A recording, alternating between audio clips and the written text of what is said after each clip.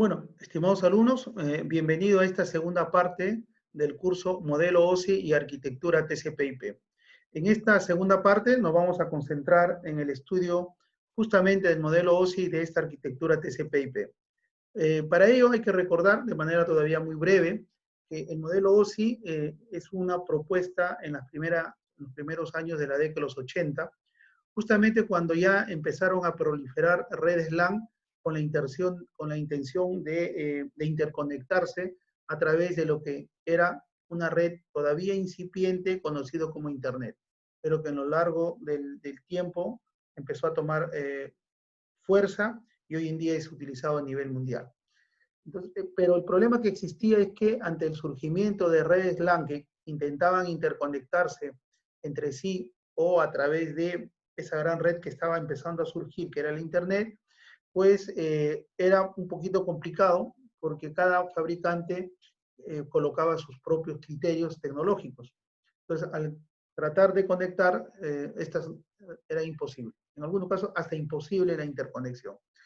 Entonces, ahí es donde surge el modelo OSI con la intención de establecer reglas de juego bien claro, de tal manera que si todos cumplen esa regla, entonces la interconexión de redes de diferente tecnología, de diferentes fabricantes, iba a estar asegurado, ¿no? Ese es el principio en el que surge en el escenario y el principio en donde surge el modelo OSI, ¿no? Lo que sucede es que el modelo OSI se caracterizó por ser un modelo muy idealista, muy teórico, donde dejó todavía en un segundo plano la presencia de los protocolos. Es decir, no fue un modelo que se implementó de manera inmediata, ¿no?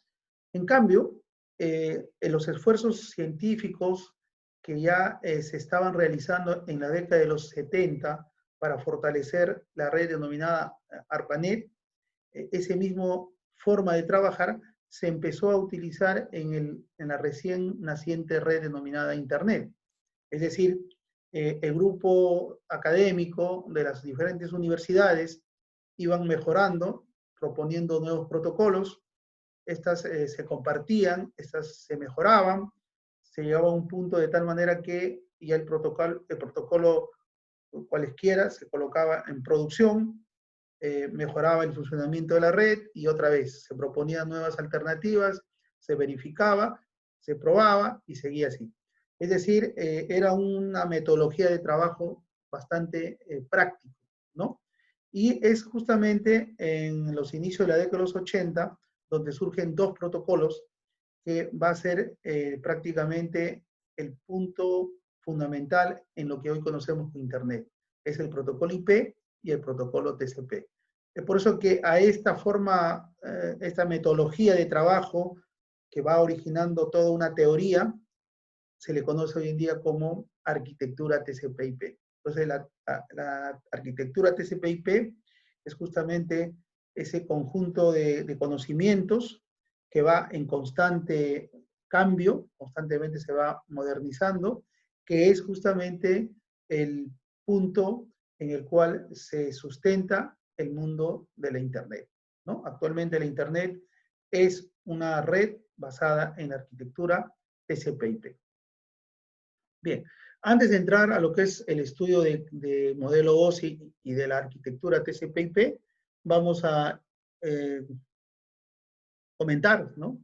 A analizar dos conceptos. Dos conceptos que no es complicado, pero es muy importante porque tanto en OSI como en la arquitectura TCP/IP hay dos capas que están dedicadas a ello: el enlace y la trayectoria. Observen ustedes en esta gráfica que yo tengo una red LAN X a la izquierda, una LAN Y a la derecha, y que se necesita o se desea que estos estén interconectados. Para ello tengo una red formada por los routers R1, R2, R3 y R4. Observar que entre el router R1 y el router R2 hay un enlace. Este enlace, por una cuestión genérica, le voy a denominar, es un enlace que usa una determinada tecnología. Por ejemplo, la tecnología A. La tecnología A. Entre el router R2 y el router R3 hay otro enlace. No necesariamente tiene que ser la tecnología anterior. Así que para describirlo de una manera genérica, le voy a denominar tecnología B, ¿no? Entre el router R1 y R4 hay otro enlace que tiene una tecnología C, y entre el R4 y el R3 hay otro enlace que tiene una tecnología D, ¿no? Entonces, no necesariamente los enlaces tienen que tener la misma tecnología, ¿no? Eso estoy haciendo el caso más extremo. Claro, en la vida práctica, lo que nosotros buscamos es que las tecnologías coincidan, ¿no? Porque si las tecnologías son diferentes, pues vamos a tener también cierto grado de dificultad en implementar una red. Pero en el marco teórico vamos a considerar que los enlaces no necesariamente tienen que ser de la misma tecnología. Bien, entonces, si yo deseo comunicar la LAN de la izquierda con la LAN de la derecha, primero tengo que analizar las tablas de enrutamiento. ¿Qué me dicen las tablas de enrutamiento? Que para ir, por ejemplo, en el router R1, para ir a la LAN Y, primero tienes que ir al router 2. Llego en el router 2, dice que para ir a la LAN Y, tienes que ir por el router 3 en primer lugar. Y cuando quieres ir, dice así, el router R3 en su tabla, si quieres ir a la LAN Y, pues ya no tienes que ir a ningún router porque ya estás conectado ahí, ¿no? Bajo esas tablas, entonces, si yo deseo ir de la LAN Y hacia de la LAN X a la LAN Y, la trayectoria que voy a seguir es esto que indica por línea punteada. Es decir, mi trayectoria, que le he denominado trayectoria 1, va a estar formado por el enlace entre el router R1 y R2 y el enlace formado entre el R2 y el R3. Es decir, la concatenación de enlaces va a determinar la trayectoria. Pero la trayectoria es definida por las tablas que están en cada router. Ahora miremos este segundo escenario, que es muy similar al primero, pero con la diferencia que ahora las tablas de enrutamiento han cambiado. Miren, en el router R1, su tabla dice que para ir a la LAN Y, primero tenemos que ir al router 4, es decir, va a la parte inferior. En el router 4 dice, si quieres ir a la LAN Y, te vas por el router 3. Y en el router 3 dice, ya llegaste. Entonces, si estas tablas ahora están presentes en la red, ¿no? ¿Qué va a suceder? Que para ir de la LAN X a la LAN Y, ahora va a seguir esa trayectoria que le he denominado trayectoria 2. Quiere decir que la trayectoria 2 está formado por el enlace entre el router R1 y R4 y el enlace entre el R4 y el R3, ¿no? Entonces, nosotros podemos llegar a una conclusión elemental. Una trayectoria está constituido por un conjunto de enlaces que van concatenadas, una a continuación del otro, ¿no? Y teniendo en cuenta que los enlaces no necesariamente tienen que tener la misma tecnología, ¿no? En algunos casos podemos encontrar tecnologías completamente distintas, ¿no? Entonces, ¿quién es el encargado de interconectar un enlace de una tecnología? Observen ustedes el enlace entre el router R1 y R2, que es denominado tecnología A, con otro enlace que tiene otra tecnología, es en este caso tecnología B. El encargado es el router intermedio. En este ejemplo, el router 2. Pues una de las funciones que podemos asignar al router 2, aparte de manejar las tablas, aparte de definir la trayectoria, es justamente ser el elemento que una, por un lado, un enlace con una tecnología hacia otro enlace con diferente tecnología. Ese también es otro de los papeles importantes que cumple un router, ¿no? Entonces, está claro, espero que esté claro, el concepto de enlaces y el concepto de trayectoria. En el router R1 ha sucedido algo interesante. Gracias a las tablas, en un caso, la trayectoria va hacia arriba y en el otro caso va la trayectoria hacia abajo. Quiere decir que el router, gracias a las tablas, decide en realidad la trayectoria que va a seguirse en un momento determinado una información, ¿no? Y eso es importante porque esa es la clave de un router. Bien, con esto sí podemos empezar ahora a analizar el modelo OSI.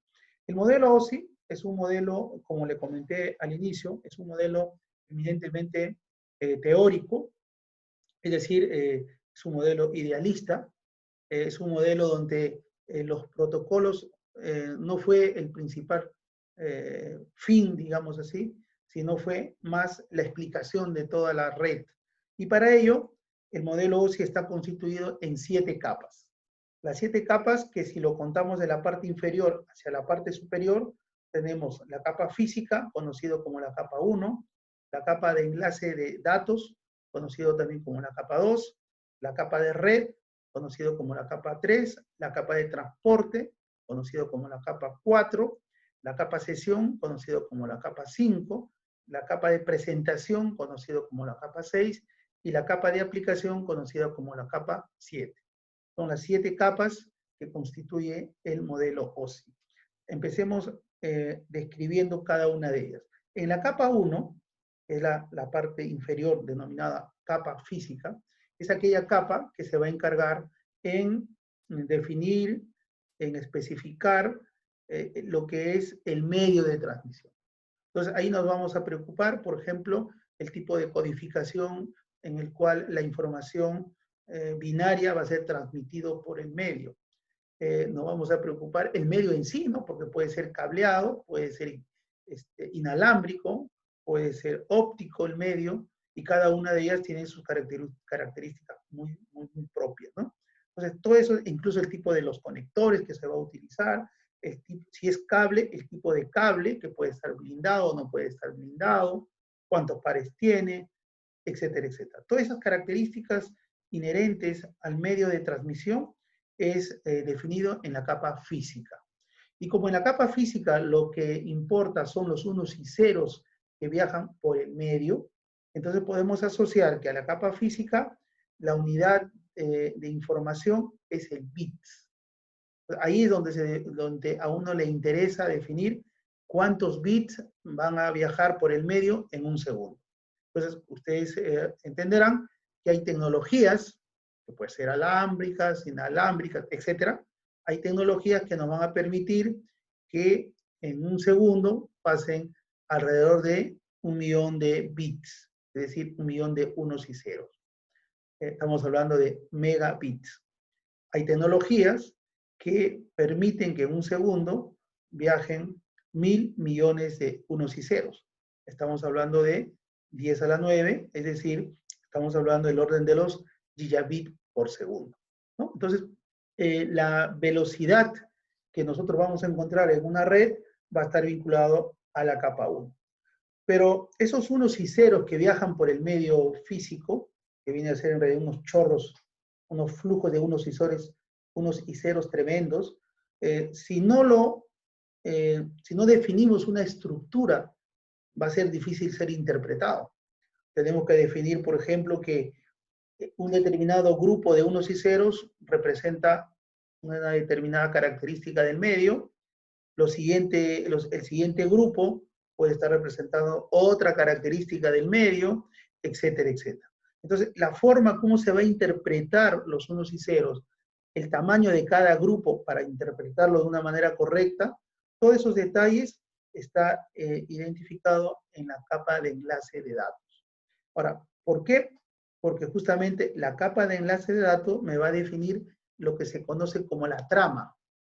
La trama viene a ser un flujo de unos y ceros de una determinada dimensión, determinado tamaño, pero que internamente hay subgrupos que a su vez se le asigna una determinada característica que va ligado al medio, ¿no? Es como la información de los unos y ceros van a ingresar al medio, a la capa física, al medio de transporte, ¿no?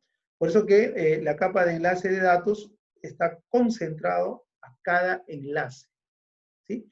La capa 2, la capa de enlace de datos, puede estar variando, como ya hemos comentado en la lámina anterior, en una trayectoria. Pueden haber varias características de enlaces. Por lo tanto, pueden haber varias interpretaciones que podemos dar a través de la capa 2, que es el enlace de datos.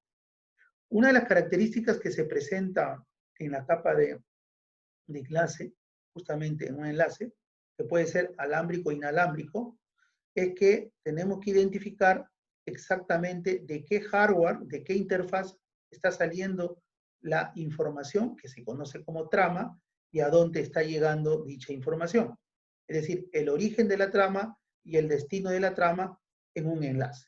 Recuerden que el enlace puede ser guiado, un cable, o puede ser inalámbrico, ¿no? Y el enlace podría permitir entre un punto y otro punto, o también podría permitir una conexión entre un punto y varios puntos, ¿sí? Entonces, si hablamos de manera genérica, la trama sale de un punto y debe llegar a otro punto en el enlace. Pues bien, hay que identificar esa dirección de donde sale la trama hacia donde llega la trama, ¿no? A esa dirección se conoce como dirección física o dirección MAC.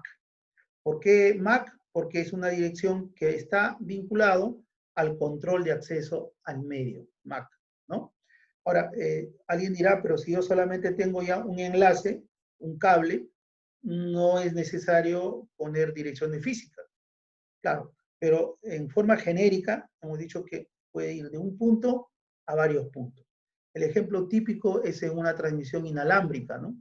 Entonces ahí está un access point que, si bien es cierto, quiere comunicarse con una determinada computadora, pero la señal llega a todas las computadoras que están alrededor. Todas las computadoras van a recibir las ondas electromagnéticas, pero de todas ellas, solo una va a decir, va conmigo la información, la trama va conmigo. ¿Y cómo se especifica? ¿Por qué? Porque la trama tiene que tener una dirección de destino que va a coincidir con la dirección del receptor. Y los demás, como tienen direcciones distintas, no lo van a poder interpretar, ¿no? Entonces, por eso que es importante tener la dirección MAC de destino y también la de origen, porque es posible que el receptor intente responder. Como ya el origen se ha identificado, va a ser fácil poder responder, ¿no? Entonces, las direcciones físicas o MAC viene a ser un elemento fundamental en la capa de enlace, ¿no? Pero hemos dicho que la concatenación, la unión seguida de los enlaces, son lo que determina una trayectoria.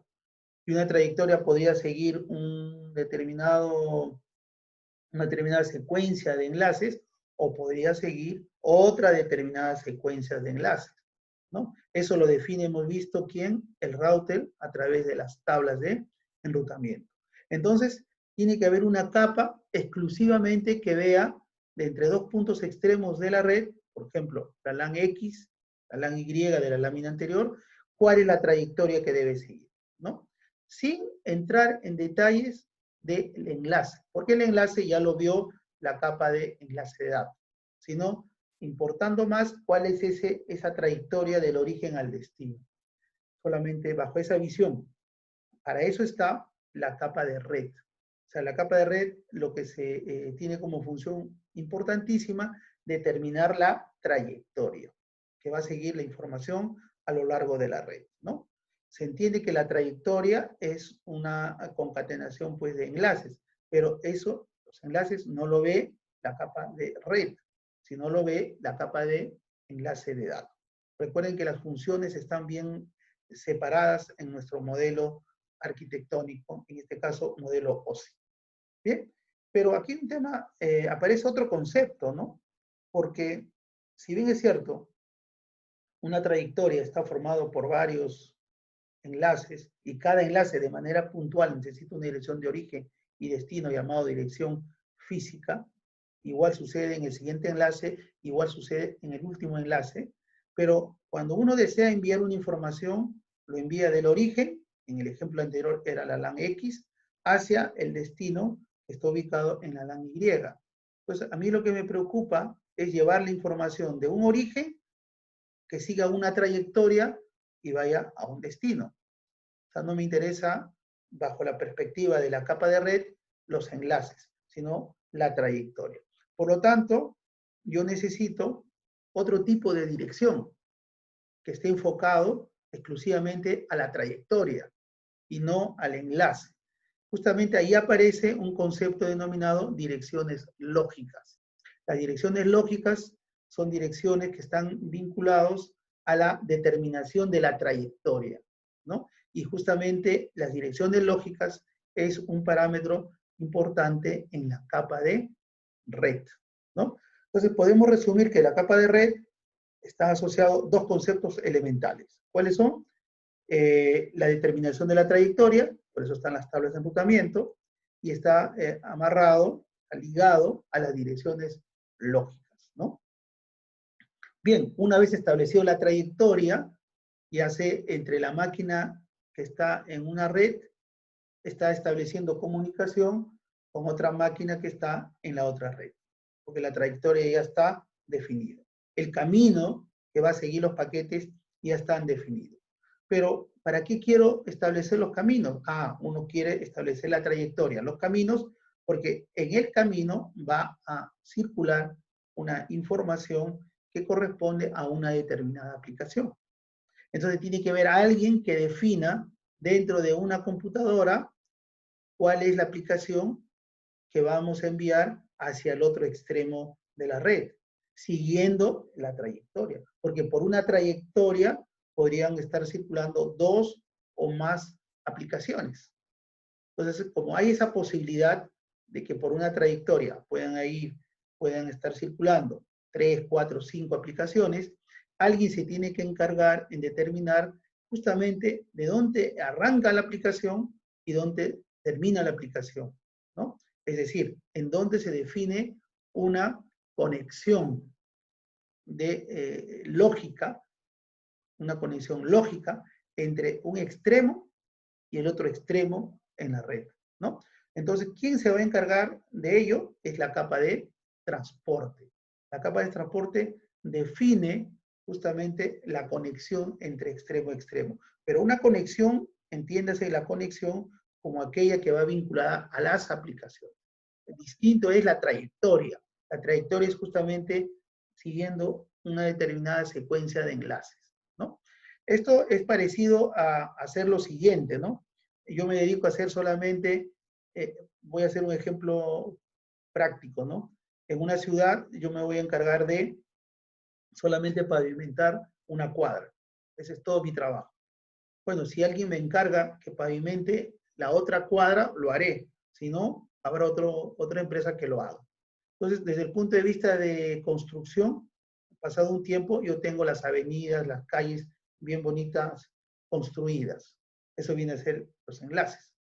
Pero una vez que toda la avenida está construida, yo de un lugar de la ciudad quiero ir a otro lugar de la ciudad.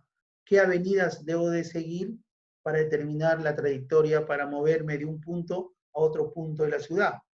Esa trayectoria lo va a definir no el que construyó las pistas, ¿no? Sino va a ser otro ente que es el que se va a encargar en determinar la trayectoria. Ese vendría a ser la capa de red. Bueno, ya sé que para ir de mi casa a la casa de un familiar es una trayectoria determinada. Pero la pregunta es, ¿y para qué está esa trayectoria? Que yo tengo que llevar algún tipo de información, o otro tipo de información, o otro tipo de información.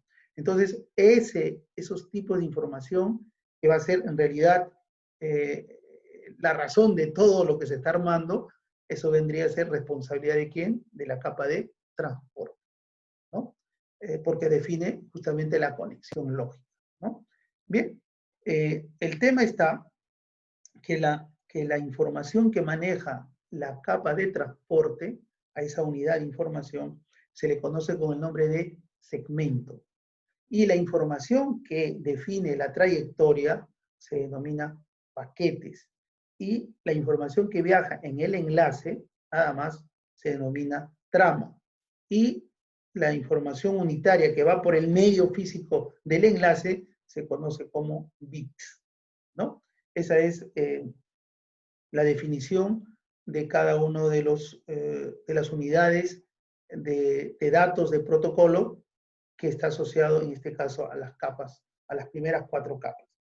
Ahora, viene luego la capa de sesión, presentación y aplicación. Esas 3 capas superiores están vinculados a la data. ¿Qué data? A la data de la aplicación. Es por eso que en la parte superior, que es la capa 7, está exclusivamente la aplicación. Ahí están todos los procesos que se necesitan para poder establecer la comunicación entre el usuario y la red. Lo tenemos que hacer a través de un proceso, a través de un programa.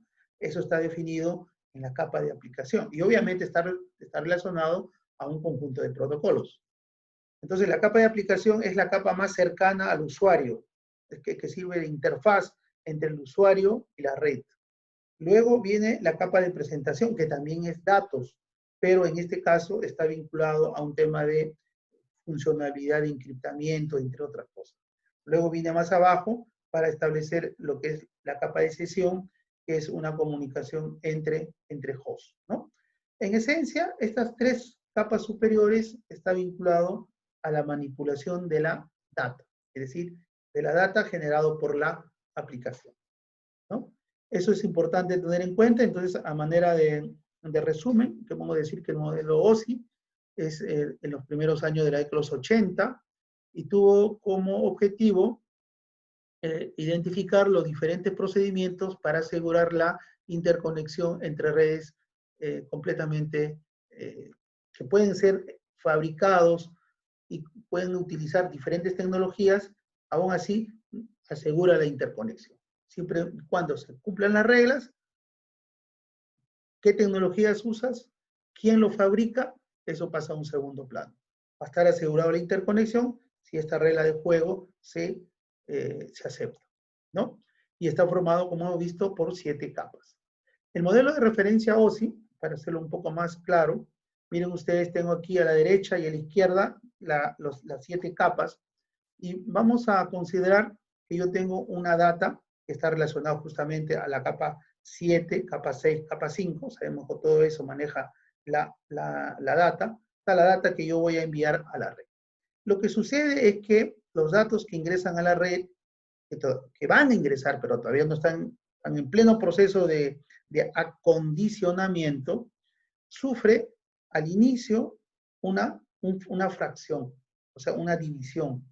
¿Por qué? Porque por lo general, hoy en día las aplicaciones, y también eso ha sucedido antes, las aplicaciones son relativamente grandes, largas, de gran volúmenes, de muchos bits, de muchos bytes, ¿no? Que empezar a iniciar el proceso de envío es complicado, lo vuelve ineficiente.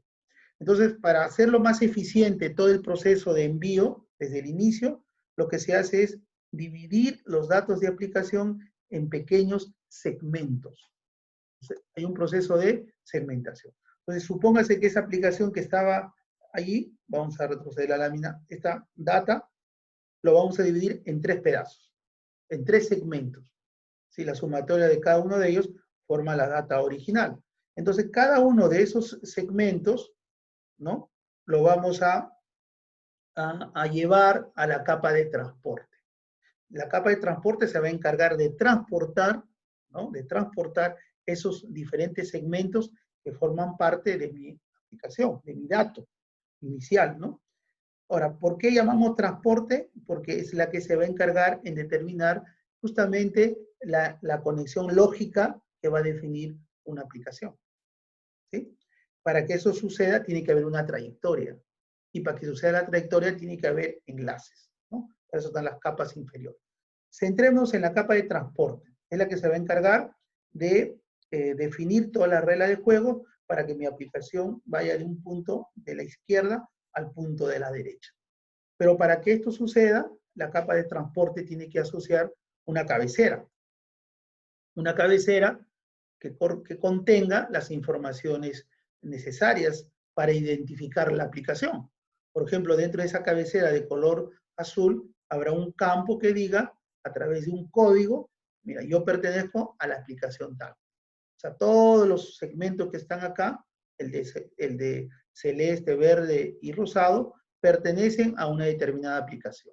¿Para qué? Para que cuando llegue al receptor sepan que pertenece a una aplicación y lo junten, ¿no? Entonces, es decir, la capa de color azul que corresponde a la capa de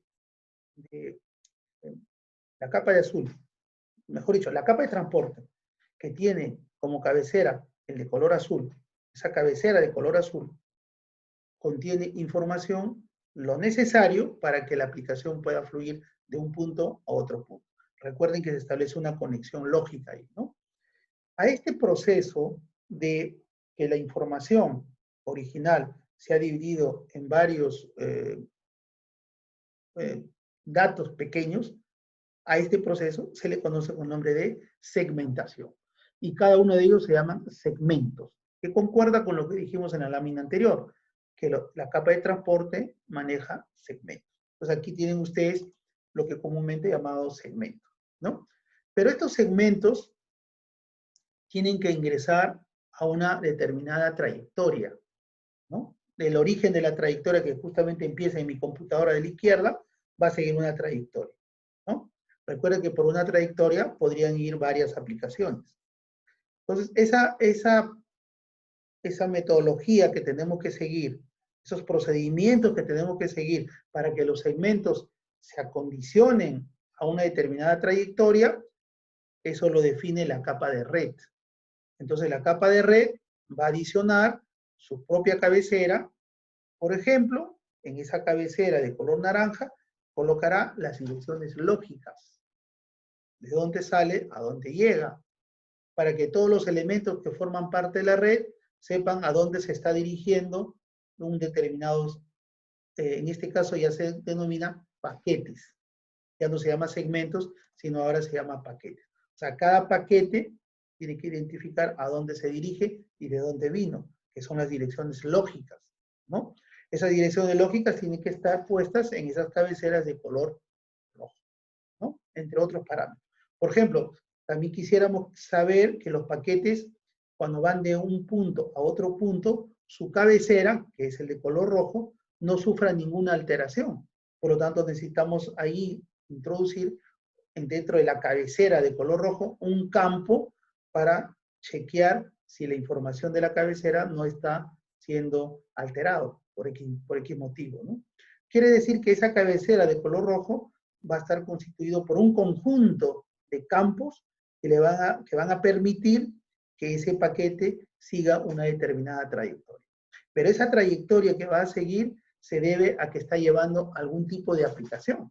Y esa aplicación son los segmentos. Y los segmentos pueden ser generados por un conjunto de aplicaciones. ¿Y cómo sé que es una aplicación o es la otra aplicación? Porque hemos dicho que en ese campo de color azul, allí en esas cabeceras de color azul, hay un campo que identifica a través de un número la aplicación que se está considerando, ¿no? Bien, como ya hemos formado los paquetes, recuerden que el rojo es la cabecera de la capa de red y lo que sigue viene a ser los datos, pero los datos en realidad, si nos metemos más adentro, son segmentos, y si los segmentos nos metemos más adentro, ahí están la data que ha sido originalmente dividido, en este caso, en 3 partes. Bueno, como ya hemos definido la trayectoria, ahora tenemos que identificar el enlace. ¿Quién es el encargado de determinar el enlace? La capa de enlace o la capa 2. Entonces, va a introducir también su propia cabecera, porque cada enlace tiene sus características propias, por lo tanto, esa cabecera de color verde va a contener un conjunto de campos que están vinculados a la tecnología del enlace, ¿sí? A esto que le denominamos trama, ¿no? Entonces, ¿qué cosa contiene la trama? Un paquete. ¿Qué cosa contiene el paquete? Un segmento. ¿Qué cosa contiene el segmento? La información que se quiere transmitir, que puede ser la información directa o la información previamente dividido en trocitos, justamente denominado segmentos. Entonces, como las tramas ya están listas, y ahora sí ya tiene sentido los chorros de unos y ceros, que ya sabemos que el de verde sirve para algo, sabemos que el de rojo sirve para otra cosa, el de azul para otra cosa, y la información está ahí a continuación. Ahora, lo que viene es llevarlo al medio físico. Lo vamos a llevar al medio físico utilizando las diversas técnicas que nos dan las telecomunicaciones en general, ¿no? Podemos modular o no lo podemos codificar o no, podemos introducirlo en una portadora para que realice algún tipo de variación en ella o no, le podemos poner en un medio que transmite luz para que en la luz vaya la información. Ya, eso va a depender ahora del medio a través del cual se va a transformar los unos y ceros, van a viajar.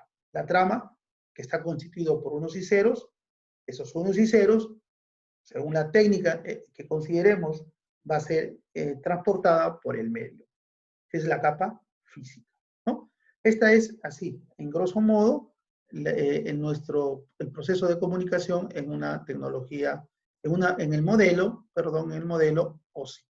¿Qué pasa con la arquitectura TCP/IP? En este caso está constituido solamente por la capa de aplicación, la capa de transporte, la capa de internet y la capa interfaz de red, ¿no? Algunos consideran abajo la capa física, ¿no? En mi caso lo voy a considerar, pero no lo voy a colocar. Van a ver que más adelante lo voy a colocar. O sea que, y no tiene ninguna incongruencia. ¿Por qué? Porque la capa física, como ya podemos intuir, en realidad es el medio de transmisión, es el medio donde los unos y ceros viajan. Por lo tanto, si quisiéramos asociar algunos protocolos en la parte física pura, prácticamente no hay, ¿no? Todo es electrónica pura y medio de transmisión. Donde empiezan a aparecer los protocolos es en la capa 2, hacia arriba. Ahí está, digamos, de alguna manera, la inteligencia de la red. En la capa 1 es más el medio físico en sí, ¿no? Bien, entonces, por esa razón, si quiere lo ponemos o no, no va a influir en el análisis de nuestra red. Recuerden que la arquitectura TCP/IP es la arquitectura que hace que la Internet actual funcione. Entonces, insisto, está por una capa de aplicación, una capa de transporte, una capa de Internet y una capa de interfaz de red. La capa de interfaz de red es aquella capa que está vinculado a los enlaces. Por eso que también se llama capa de enlace o capa de interfaz de red. Son términos sinónimos, ¿no? Entonces, la capa de color celeste, no nos debemos olvidar, está vinculado a los enlaces. O sea, se parece mucho al modelo OSI.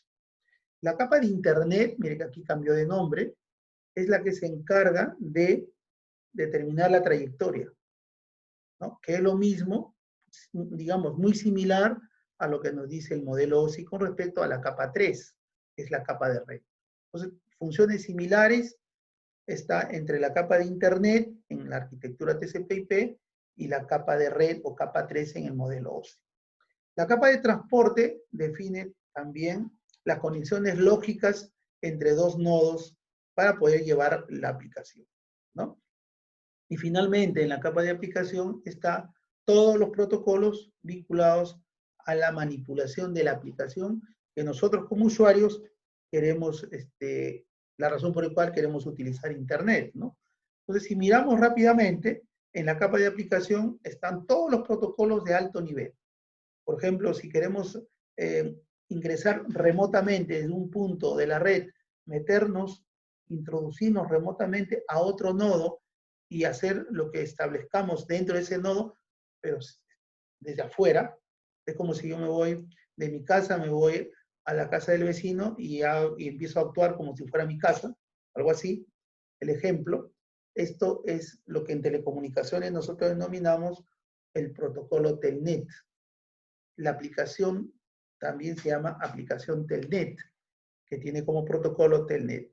¿Qué cosa hace Telnet? Justamente desde un nodo se introduce a otro nodo y en ese nuevo nodo hace lo que él establezca. Puede formatear, puede reinicializar, puede cambiar tablas, está ya dentro de ese nodo, así que no hay límite, ¿no? Telnet es una opción. Otro ejemplo de la capa de aplicación es cuando yo quiero transferir archivos. O sea, de mi computadora quiero yo llevar archivos a un servidor o información que esté en el servidor, quiero jalarlo y llevarlo a mi computadora. Entonces estamos hablando de una aplicación llamada FTP, Protocolo de Transferencia de Archivos, cuyo protocolo también se llama FTP. Ahí tenemos ya dos aplicaciones con sus dos protocolos relacionados. Queremos también enviar información como es correo electrónico, pues tenemos protocolo. Queremos encontrar la dirección IP conociendo su su dominio. Queremos conocer el número IP previa conocimiento del dominio. Entonces hay otro protocolo, ¿no?, que permite hacer ello. Por ejemplo, el DNS, ¿no? Queremos ir a un servidor, sacar la información y visualizarlo de la mejor manera. Estamos hablando de aplicaciones tipo HTML, tipo web, pero para ese tipo de aplicaciones hay un protocolo que permite hacer ello. ¿Cómo se llama ese protocolo? HTTP. Podemos poner una larga cantidad de aplicaciones con sus respectivos protocolos. Entonces, conclusión, en la capa de aplicación vamos a encontrar justamente todo lo necesario, tanto las aplicaciones y los protocolos, para que nosotros, como usuario final, podamos entrar a la red. La capa de transporte es el que va a manejar la conexión lógica extremo a extremo. Y justamente para poder hacer ese tipo de conexión lógica, hay dos conceptos. Hacerlo de manera confiable, orientado a conexión, y realizarlo de manera no confiable, o como quieran llamar ustedes, no orientada a conexión, ¿no? Entonces, si queremos hacerlo de manera confiable, ¿no? Con una conexión, digamos, segura, entre comillas, usamos el protocolo TCP. Y si queremos hacer una conexión no confiable, usamos el protocolo UDP, ¿no? Por eso se dice que la capa de transporte ofrece dos tipos de servicio a la aplicación. ¿Cuáles son? Servicio confiable y servicio no confiable. La capa de Internet hemos dicho que es la que define la trayectoria. La trayectoria está definida ¿por qué? Porque por ahí van a circular los llamados paquetes. Entonces, esos paquetes deben ser de tal manera que sean aceptados por todos los que forman la trayectoria.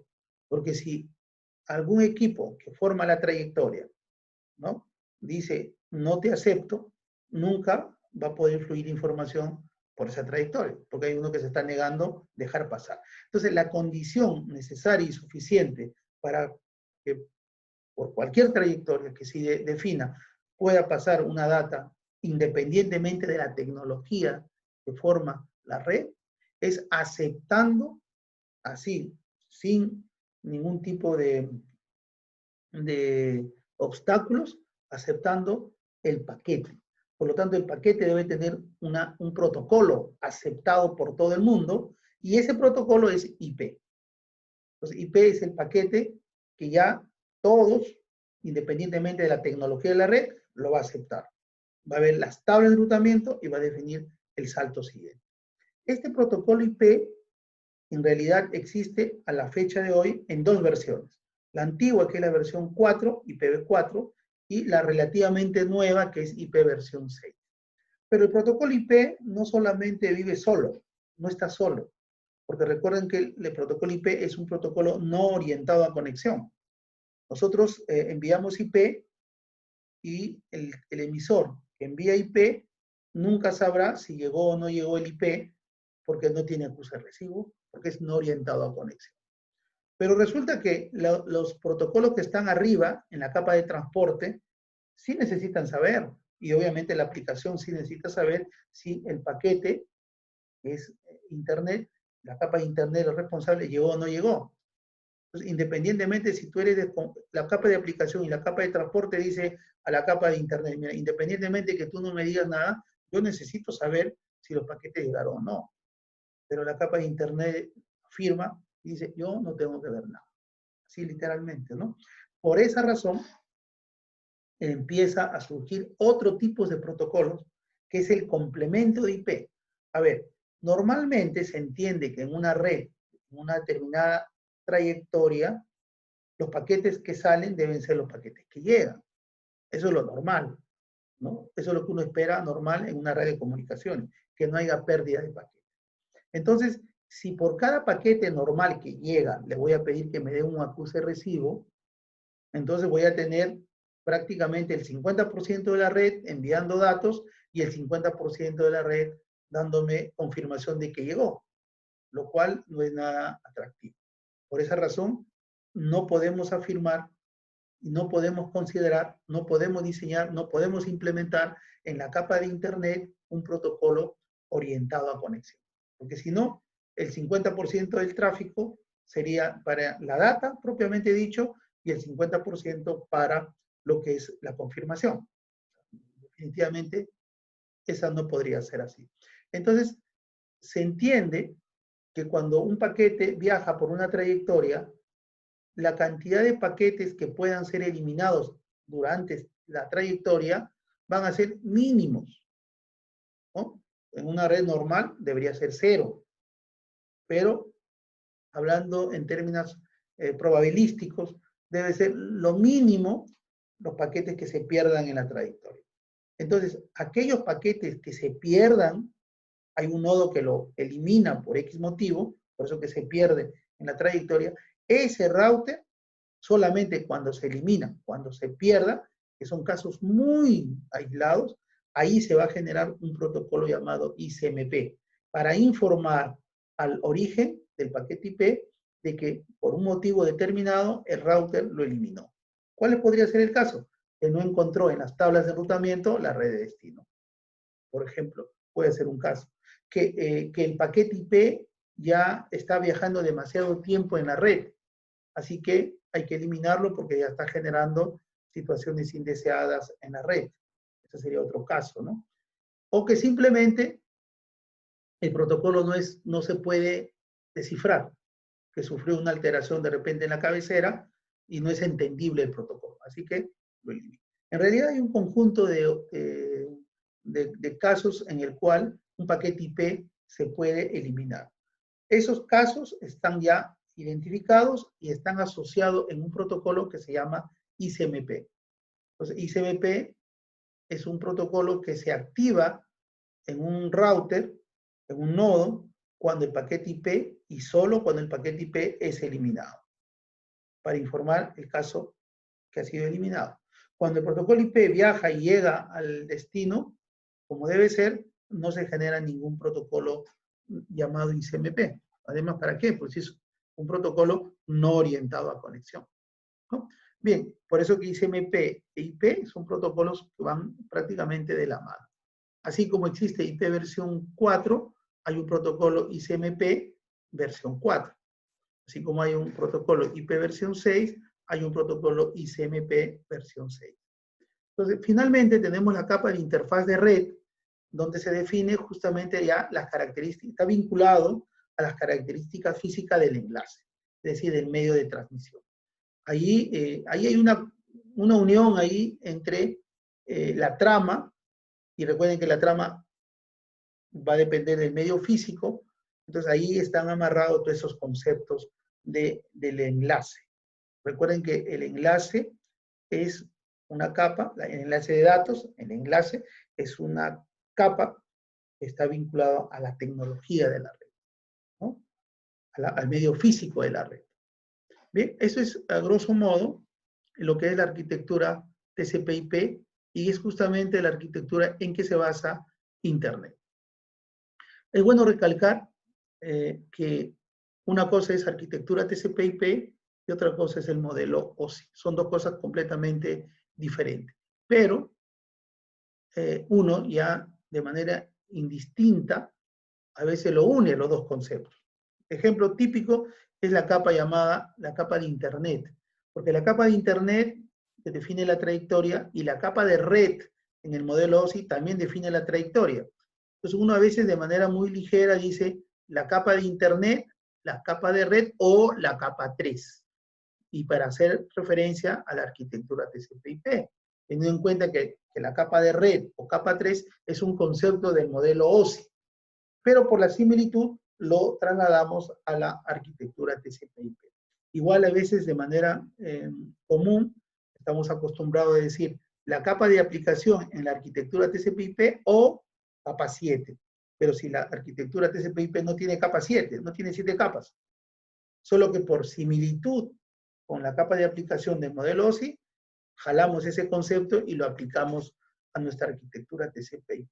¿No? Eso hay que tener en cuenta porque por eso se llama modelo de referencia, ¿no? Porque es el punto de partida desde un análisis teórico de mi arquitectura TCP/IP. Porque hay que recordar que la arquitectura TCP/IP es un resultado más empírico, más práctico, ¿no? Donde la arquitectura no giraba alrededor de un modelo, cosa contraria que sucedió en el modelo OSI, que era un modelo idealizado, un modelo teórico, donde poco hablaban de los protocolos, y acá se habla de los protocolos. Entonces, con la experiencia y con lo que nos dice el modelo OSI, se trata un poco de adaptar a lo que ya estaba funcionando. Por eso es arquitectura. ¿De acuerdo? Bien. Para entender un poco mejor el tema de la arquitectura, miren ustedes acá la capa de aplicación. Yo tengo acá un servidor web, una PC común y corriente, que quiere acceder a lo que viene a ser, acá tengo yo mi aplicación. Acá soy el usuario final. Y este que está a la izquierda es el servidor. Aquí está el servidor de una aplicación. Aquí está, cliente, servidor. Cliente viene a ser el de la derecha, ¿no? Donde dice Web Browser Bob, ese es el cliente, y el servidor es Web Service Larry, ¿no? Entonces, el cliente llamado Bob y el servidor llamado Larry, ¿no? Y son cliente-servidor de web.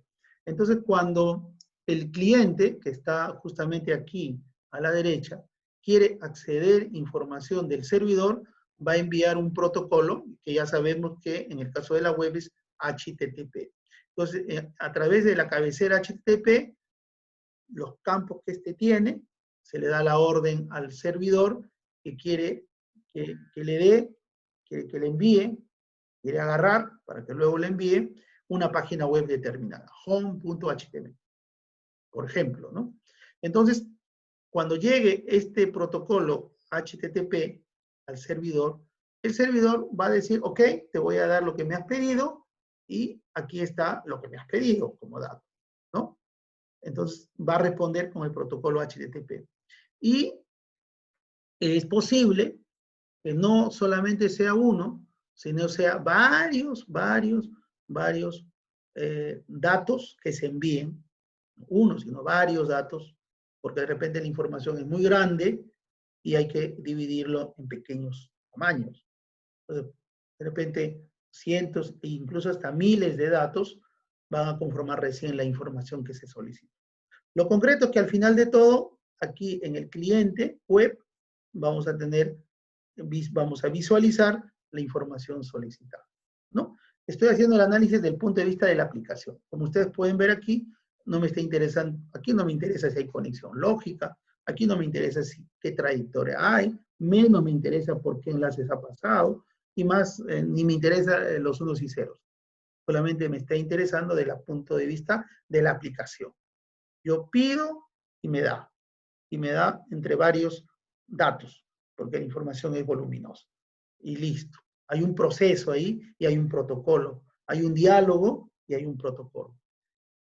Pero mirando más abajo está la capa de transporte. La capa de transporte es la que va a definir justamente el tipo de información que va a entregar, porque es el que define la conexión lógica vinculada a la aplicación. Entonces, miren ustedes el servidor, ya una vez que me piden, que el cliente pide información, el servidor va a responder a través de un protocolo llamado TCP y va a decir, mira, acá en el campo va a decir, te voy a enviar un protocolo TCP, luego te voy a enviar el segundo, luego te voy a enviar el tercero. ¿Por qué? Porque hemos dicho que no es en uno, sino en varios mensajes, en este caso segmentos, estamos hablando de transporte, en varios segmentos se va a enviar la información, ¿no? Hay una secuencia para saber el orden que en el cliente lo va a utilizar para ordenarlo de manera adecuada.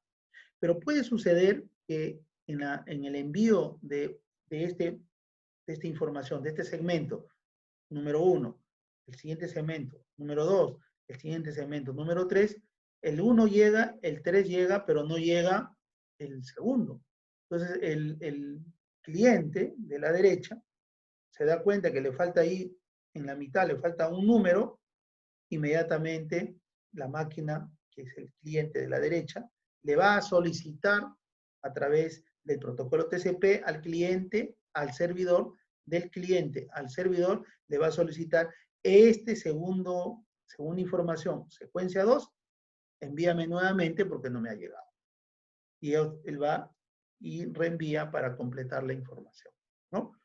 Esto sucede porque la capa de transporte es la encargada de llevar justamente la aplicación, ¿no?, entre dos puntos extremos de la red. En este caso, entre el servidor y el cliente, ¿no? Bien, esa es la función de la capa de transporte. TCP, para eso está. Bien, pero esa información de TCP viaja porque previamente tiene que haberse identificado una trayectoria, cosa que no lo he analizado en los dos casos anteriores. En realidad, si no hay trayectoria, ¿por dónde va a viajar esos segmentos llevando un conjunto de datos? Entonces, ahora nos concentramos en la trayectoria. Para eso, ¿quién es el protocolo? IP. Por lo tanto, IP necesita la dirección IP del servidor, que es 1.1.1.1, y necesita la dirección IP del cliente, que es 2.2.2.2, ¿no? Entonces, esas son las direcciones lógicas que habíamos hablado anteriormente, porque son números IP que están ligados al protocolo IP. Miren, la cabecera de IP tiene un conjunto de campos, y uno de los campos, dos de los campos, tiene la dirección IP de dónde sale y la dirección IP a dónde llega. Por eso se llama source, de dónde sale, destination, de dónde llega, origen y destino. Eso debe estar en el protocolo IP y eso no debe cambiar durante toda la trayectoria. Pero, ¿qué está llevando IP? Está llevando TCP y eso a su vez está llevando HTTP. Por lo tanto, mira la tabla y dice, ¿qué dice la tabla del servidor? Siempre a donde te vayas, anda por R1. Me voy a R1. En R1 hay una tabla que dice, si vas a la red que empieza con 2, ese es justamente a donde yo me dirijo, te vas a ir al router R2. Lo envía acá. Dice, si vas a la red que empieza con 2, justo es donde yo quiero ir, ya estás localmente, así que te envío localmente. Por lo tanto, la trayectoria seguirá del 1 a 2 y a 3.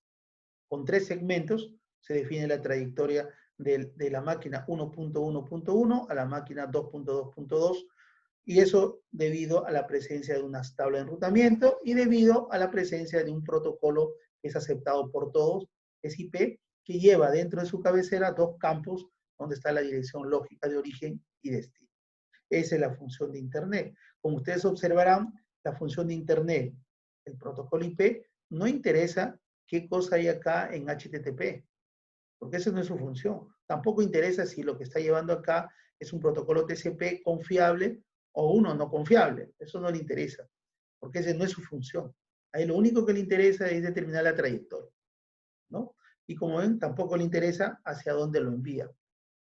¿Por qué? Porque por dónde va es la capa de enlace. Miren ustedes ahora, vamos un poquito a extender esta figura. Aquí tengo Larry de 1.1.1 que va a enviar hacia el router R1, como en el caso anterior, y luego lo va a enviar al router 2, como en el caso anterior. Pero ahora voy a concentrarme en los enlaces, cosa que yo no me había preocupado en la lámina, en la figura anterior, porque lo que me interesaba era la trayectoria. Entonces, si yo observo aquí, entre el Larry 1.1.1 y el router R1, hay esta trayectoria de color negro. Y entre el router R1 y R2, hay esta trayectoria de color rojo, ¿no? Por lo tanto, es el protocolo IP el que va a llevar la información de un extremo a otro en mi trayectoria. Pero este protocolo IP, que ya lo analizamos anteriormente, se tiene que encapsular en una trama, porque esta trama va a depender de la tecnología y por lo tanto va a tener una cabecera propia de la tecnología. Sabemos hoy en día que esa tecnología dominante es Ethernet, pero en el marco teórico podría ser otra tecnología. Pero en este caso es Ethernet. Aquí está la cabecera de Ethernet y que tiene una cola donde va asociado el proceso de chequeo, de chequeo de toda la trama, ¿no? Entonces miren, ahora viaja por el enlace una trama que pertenece, que está asociado a la tecnología. Entonces esto, el 2, se genera la trama, llega al router R1, es la trama 3, y hace el router 1, saca la data, el IP, y se queda con el IP y lo analiza. Desencapsula. Y cuando lo analiza se va a dar cuenta que hay un campo que dice me voy al 2.2.2, hay una tabla que le dice ándate al router R1 e inmediatamente vuelve a encapsular el paquete IP en una trama que corresponde al enlace del router R1 al router R2. Puede ser que este enlace sea otra tecnología, por eso que le he puesto de línea roja, ¿sí? Para diferenciar de acá, que es de otro color, o podría ser la misma tecnología.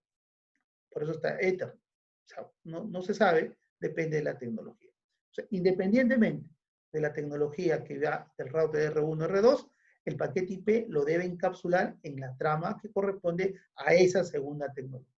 Por lo tanto, lleva por el medio al otro router, lo desencapsula el IP, se queda en IP y nuevamente lee la tabla para ser enviado al siguiente router hasta llegar a la computadora.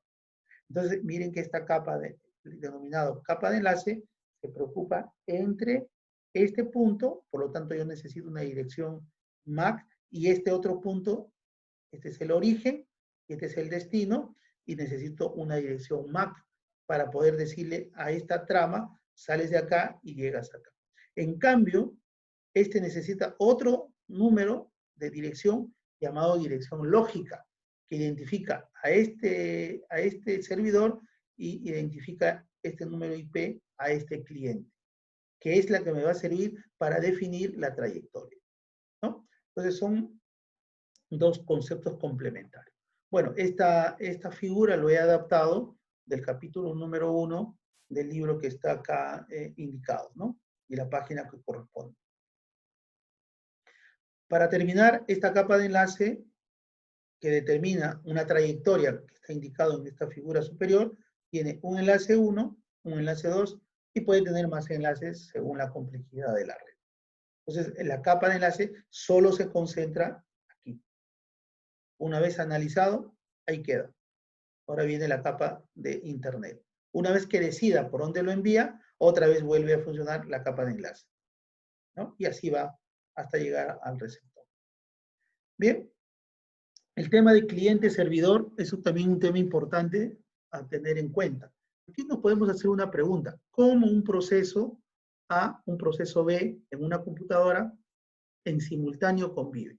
O hablando de otra manera, usted está en su computadora y puede trabajar en un momento determinado un determinado proceso, por ejemplo, está viendo la página web y simultáneamente está escuchando música y probablemente esté, a veces hay personas que hacen muchas cosas a la vez, están chateando. O sea, estamos viendo tres procesos en simultáneo y funciona la red. ¿Cuál es la magia para que no exista incongruencia entre un proceso y otro proceso? La respuesta es justamente la magia en la capa de transporte. Veamos entonces cómo lo hace. Aquí está un proceso A cualquiera, un proceso B cualquiera.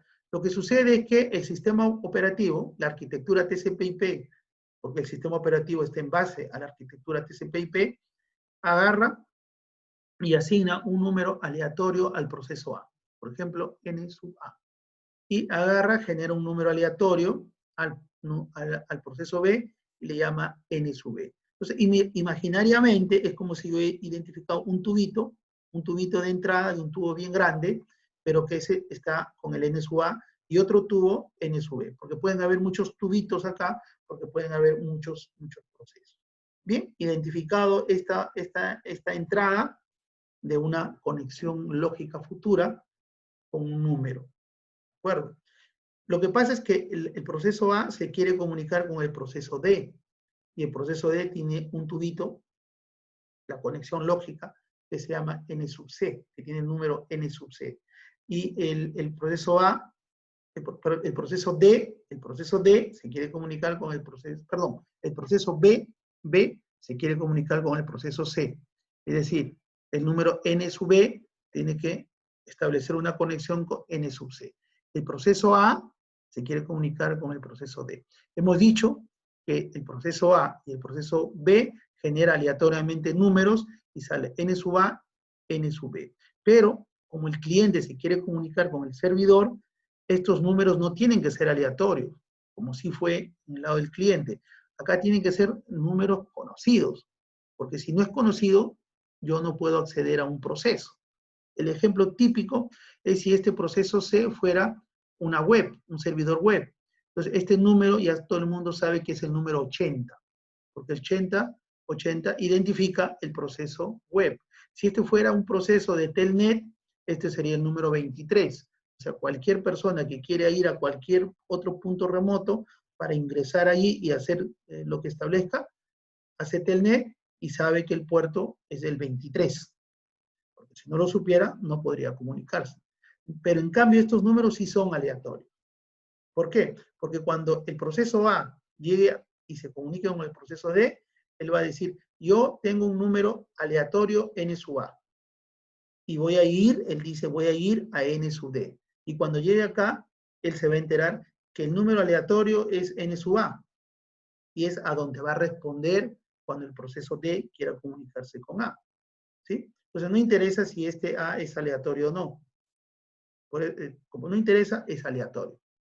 ¿No?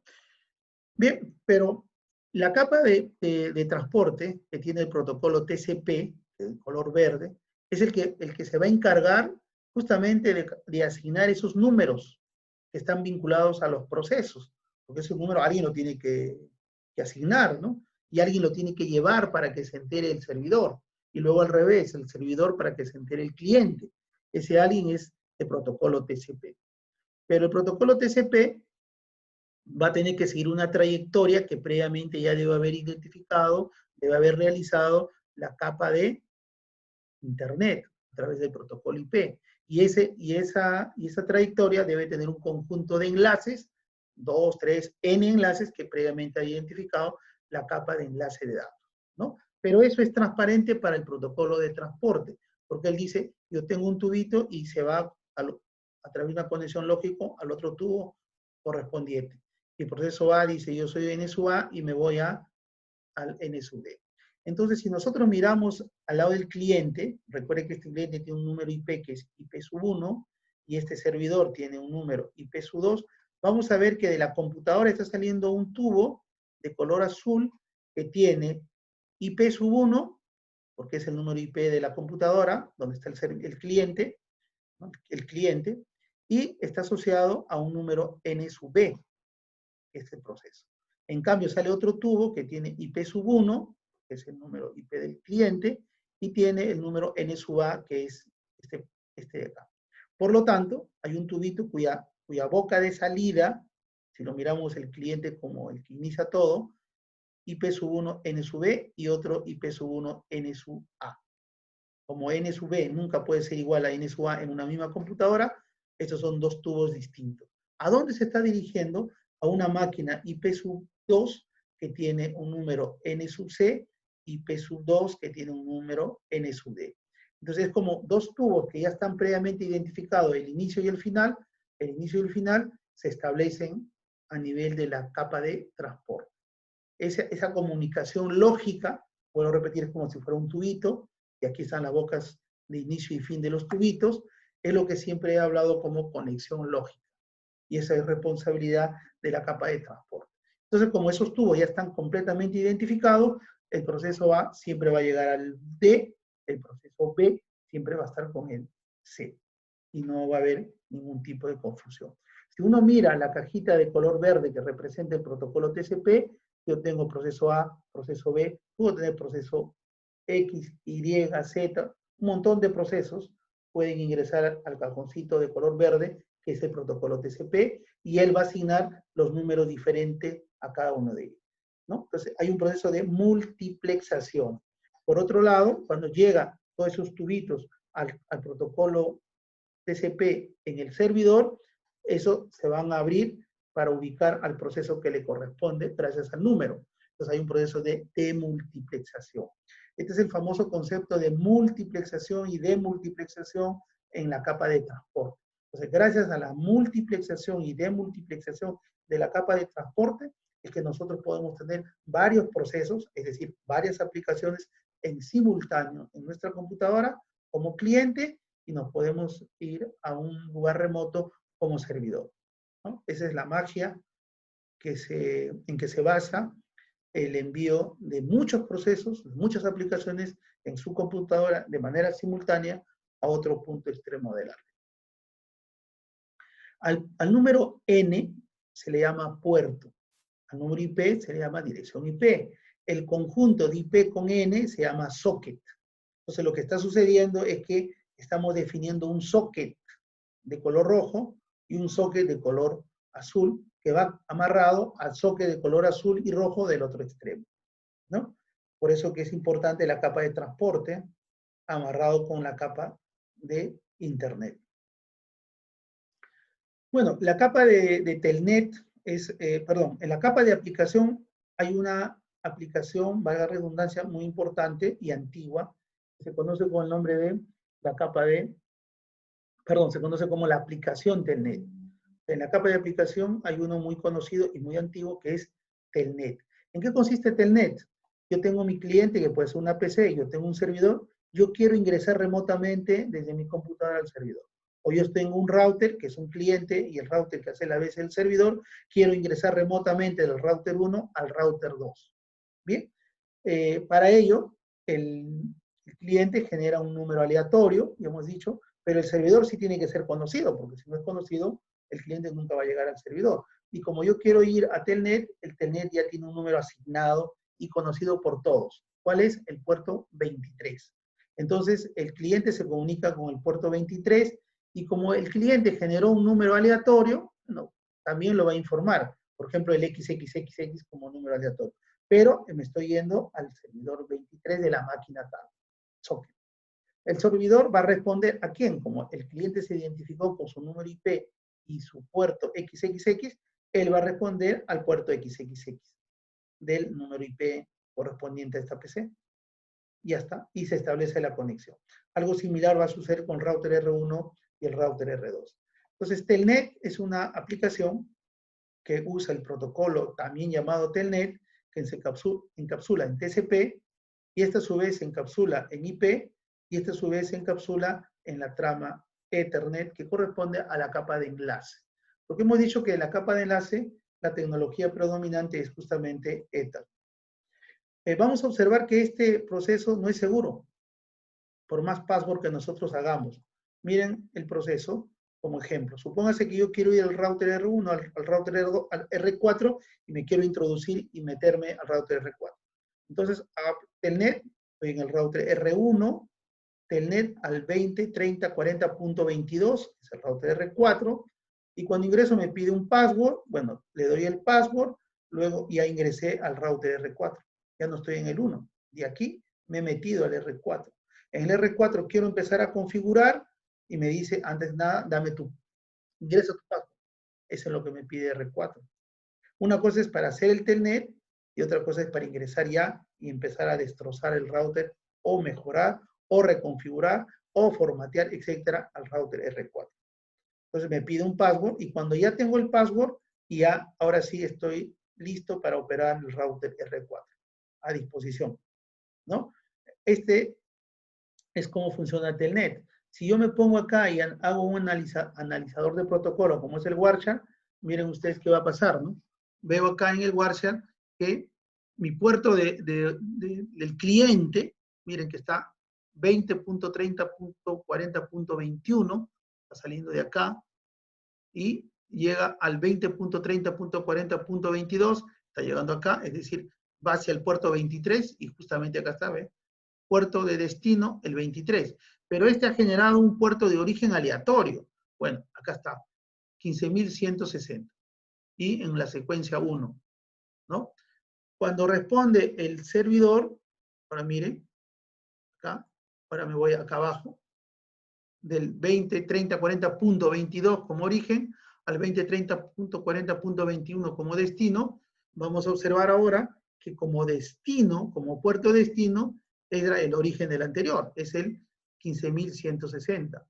Y como origen sale del 23. Claro, es por eso que el cliente puede generar un puerto aleatorio, pero cuando ya lo informa al servidor, el servidor ya sabe ese número aleatorio y sabe, por lo tanto, a quién va a responder, al cliente, ¿no? Esa es la forma de trabajar el Telnet. Si nosotros ahora nos ponemos a ver y ponemos a tipear el password, yo puse Lima, ¿no? Como password para el Telnet, vamos a observar lo siguiente. Acá está el password Lima que yo tecleé para entrar remotamente del R1 al R2. Nuevamente lanzo el Warshare y observo aquí en este punto el 6C que corresponde a la letra L, el 69 que corresponde en código ASCII a la letra I, el 6D que corresponde a la letra M, el 61 que corresponde a la letra A. Es decir, he captado el password en este punto, ¿no? Ahora, alguien dirá, pero yo puedo entrar al router 1 y puedo hacer un tema de encriptamiento, ¿sí? Usted entra al router 1, hace los comandos que corresponde, hace un proceso de encriptamiento, se pone a observar todo lo que hizo en el router R1 y efectivamente está encriptado. Es decir, no le entiendo nada. Pero así encriptado, usted envía otra vez, ingresa el password, otra vez usted lo va a capturar igual. Más, esta captura se ha hecho en ese escenario. Ahora, la pregunta es ¿por qué? Si ha encriptado. No, lo que ha encriptado es para que dentro del router 1, cuando uno entra al router 1, allí difícil que detecten mi password. Pero lo que yo no he encriptado es el proceso de transmisión. El proceso de transmisión sigue siendo texto plano, ¿sí? Entonces, tengo que buscar otra alternativa, otro protocolo, otra aplicación que encripte no solamente aquí en el router R1 cuando yo configuro, sino también que encripte cuando se envíe la información por la red, ¿no? Entonces, lo que podemos ver que el Telnet no es un protocolo seguro, ¿no? Para ir terminando esta parte, observemos un poco los dispositivos de interconexión. Cuando tengo yo toda la arquitectura TCP/IP completo, estamos hablando de una computadora, estamos hablando de un cliente, de un servidor, una laptop, de un tablet, entre cosas, cualquier otra cosa similar. Cuando nosotros hablamos solamente hasta la capa de Internet, en mi arquitectura TCP/IP, recuerden que la capa de Internet es que se determina la trayectoria, estamos hablando de un router. Ahora, ¿por qué es una computadora en el primer caso? Porque en la computadora, en el tablet, en el cliente, en el servidor, etcétera, están las aplicaciones, ¿no? ¿Y por qué estamos hablando del router acá? Porque Internet es justamente la que define la trayectoria y un router está hecho para definir trayectoria. Entonces podemos decir que un router es capa de Internet o capa 3 si hacemos la analogía con el modelo OSI. Pero solamente nos podemos concentrar en el enlace, nada más. Sí, entonces hay un switch, ¿no? O conmutador o switch que se encarga de solamente ver las tramas. Es decir, de acuerdo a este color celeste, que es la cabecera de la trama, el switch hace el proceso de conmutación. Acá arriba, debido al análisis que haga en la capa HN, el router toma decisión. Y acá, la lectura de todo. Es la computadora, ¿no? Este es el marco teórico. Es bueno recalcar que hoy en día en los routers también hay aplicación. Por lo tanto, hay transporte. O sea, algunos routers incluso tienen ya embebido en el sistema operativo algún tipo de servidor. Por ejemplo, servidores web, por ejemplo, un DNS, por ejemplo, un DHCP, que hace un poco más ágil al funcionamiento de la red. Entonces, el decir exactamente, estrictamente que un router es capa Internet, en realidad no es del cierto todo. Pero ya desde un punto de vista teórico lo hemos aceptado y lo vamos a aceptar y vamos a afirmar entonces que un router es capa 3 o capa de Internet. Lo mismo podemos decir de un switch. Hoy los switches son tan potentes como los routers, incluso tienen número IP, incluso crean LAN virtuales, tienen servidores web, es gestionable, entre otras cosas. Es decir, un switch tiene hasta la capa de aplicación, pero la razón de ser de switch es el enlace, ¿de acuerdo? Entonces, por eso seguimos manteniendo el concepto clásico de que un switch o conmutador es capa 2. ¿Sí? Entonces, los dispositivos de interconexión pueden ser, repito, una laptop, pueden ser un servidor, puede ser un data center, puede ser un sistema muy complejo, pero como ahí están las aplicaciones, capa 7. Si hacemos la analogía con modelo OSI, o capa de aplicación con la arquitectura TCP/IP. Un router, como ven ustedes que pueden ser de diferentes tipos y tamaño, se encarga del enrutamiento, de determinar la trayectoria. Entonces es la capa 3, capa de red o capa de Internet, si es la arquitectura TCP/IP. Y finalmente los switches, que se van a encargar en los enlaces, por eso que maneja tramas, es capa 2 o capa de enlace de datos, ¿no? Ese es el panorama que vamos a tener en los equipos, ¿no? Solamente para tener como un análisis colateral, El modelo de referencia IEEE 802 es un modelo también muy utilizado, pero este modelo se caracteriza porque está concentrado en las capas inferiores, en la capa de enlace y en la capa física. Ahora, ¿por qué? Porque este es un modelo que se centra en la infraestructura de la red y no en los protocolos de la capa superior. ¿Por qué? Porque los protocolos de la capa superior lo ve muy bien TCP/IP, la arquitectura TCP/IP. En cambio, en la arquitectura TCP/IP ve los protocolos de la capa de enlace para arriba, pero ve poco lo que es infraestructura de la red, que lo ve IEEE 802. Por lo tanto, si yo quiero mirar todo de manera completa, tengo que ir asociando IEEE 802, que ve arquitectura, infraestructura de la red, y lo que es la arquitectura TCP/IP, que ve justamente los protocolos de la capa superior, ¿no? Bien, simplemente podemos decir que la capa de enlace o la capa 2 dentro de la arquitectura, perdón, dentro de mi modelo IEEE 802, esta está dividido en dos pedazos. Uno, la capa lógica denominado LLC, y uno llamado la capa MAC, que justamente es el control de acceso al medio, ¿no? Y el uno que es la parte de transmisión. Como decía hace un rato, si yo quiero tener una visión completa de todo el funcionamiento de un nodo de interconexión, voy a tener que ir a ver el modelo TCP/IP para concentrarme todas estas capas. Aquí, como le dije anteriormente, la capa física como que no es de mucha importancia desde la perspectiva, ojo, de la arquitectura TCP/IP. No es que no sirva, sino que se concentra más en estas capas. Por otro lado, hemos dicho que en IEEE 802 es al revés, está concentrado justo en esta capa inferior, ¿no? Y no es su incumbencia, no es su razón de ser en el IEEE 802 los protocolos que están en la capa superior, porque eso es de la arquitectura TCP/IP. Por lo tanto, si yo quiero mirar todo un nodo de manera integral, lo que yo tengo que hacer es mentalmente unir uno con el otro para tener todo completo. Todo lo que está aquí es TCP/IP, ¿no? Y todo lo que aquí es IEEE. Ahora, ¿quién es el organismo que define todos los protocolos dentro de la arquitectura TCP/IP? Es la IETF. Entonces, para poder entender esto, me tengo que ir a la IETF. Y para poder entender esta arquitectura de la red propiamente dicho, me voy a la IEEE. De esa manera, miro todo de manera conjunta, ¿no? Aquí, esta gráfica lo único que trata de hacer es mostrar cómo podemos convivir arquitecturas que son diferentes, modelos de redes, de arquitecturas de redes diferentes, cómo podemos convivir.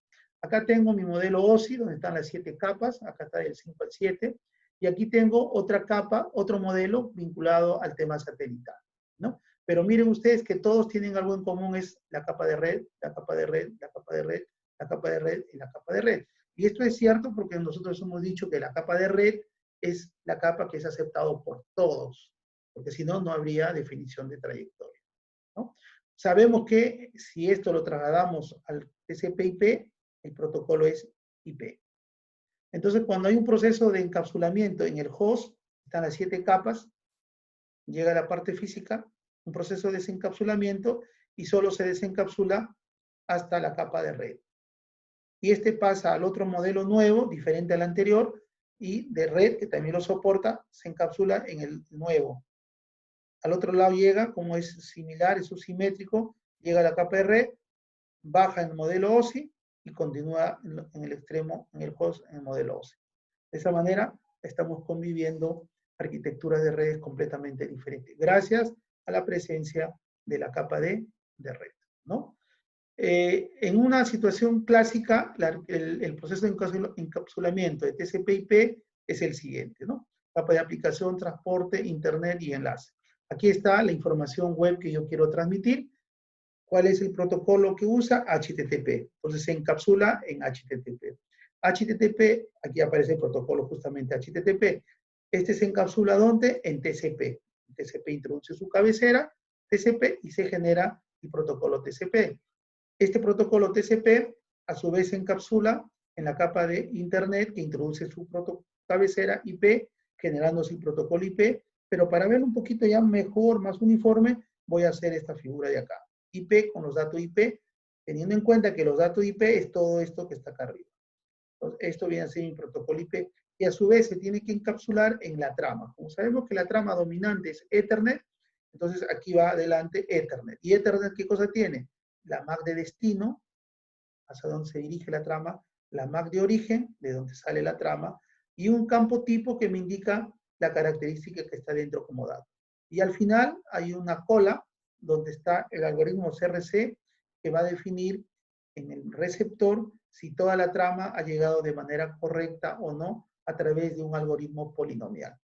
Pues todo esto se transforma en unos y ceros y va a viajar por ¿dónde? Por la red, ¿no? Esa es mi trama, mi cabecera de la trama, los datos de la trama y el CRC, ¿no? Viaja por la red hasta llegar al destino final, ¿no? Este viene a ser entonces mi proceso de encapsulamiento de TCP/IP. Y para darle nombre, tengo la trama, tengo los paquetes en la capa de internet, trama en la capa de enlace de datos, segmentos en la capa de transporte y datos en la capa de aplicación, ¿no? Aquí hay un vistazo muy simple de los protocolos utilizados en TCP/IP, ¿no? Ven ahí BGP, FTP, HTTP, SMTP, MIME, Telnet van al protocolo TCP encapsulado. SNMP, DNS, RIP va al protocolo UDP. Y el TCP se encapsula en IP y el UDP también en IP. Pero hay otros protocolos como ICMP o SPF se encapsulan directamente ¿a dónde? A IP. Entonces, lo que tenemos que estudiar es cuál es la característica de encapsulamiento de los diferentes protocolos para poder entender mejor el funcionamiento de la red, ¿no? Bien, esto era un poco de lo que yo quería comentar. Con esto finalizo en lo que corresponde a la segunda parte de esta clase denominada Modelo OSI y Arquitectura TCP/IP, ¿no? Espero que haya sido de suma importancia para ustedes esta clase. Nos vemos en la siguiente sesión. Hasta la próxima.